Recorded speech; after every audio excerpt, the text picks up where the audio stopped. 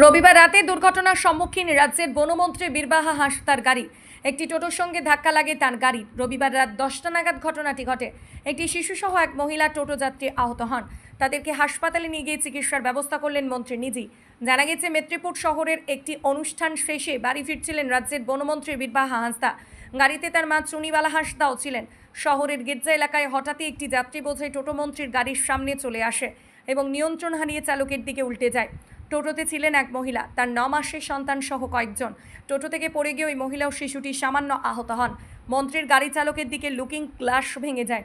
এরপরই মন্ত্রীর গাড়ি থেকে নেমে দ্রুত ওই মা ও শিশুকে উদ্ধার করে মেদিনীপুর মেডিকেল কলেজ ও হাসপাতালে নিয়ে আসেন। প্রাথমিক চিকিৎসার পর দুজনকে ছেড়ে দেওয়া হয়েছে। আমি মেদিনীপুর এসেছিলাম একটা পার্সোনাল কাজে, তো বাড়ি ফিরছিলাম। তো এই হঠাৎ এপার থেকে একটা টোটো আসছিল, টোটোটা আমার গাড়ির ওপর উল্টে যায়।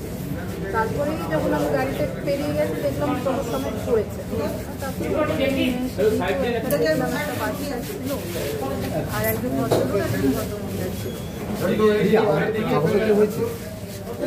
হাত পা ছোলাছুলি হয়েছে। সব থেকে ভয়ের যে কারণটা ছিল, আমাদের বাচ্চাটার কিছু হয়নি।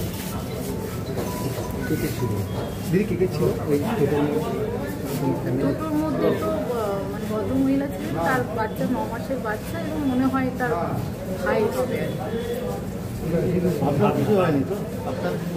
না না, রাস্তার মধ্যে এমনভাবে স্ল্যাবটা রাখা ছিল, টোটোওয়ালা যে ছিল সে হয়তো বুঝতে পারেনি একটা চাকা ওই স্ল্যাবের মধ্যে উঠে যেতেই কাজ হয়ে যায়। মানে গাড়ির সামনে আমরা পড়ে যাই, আমার গাড়ির সামনে।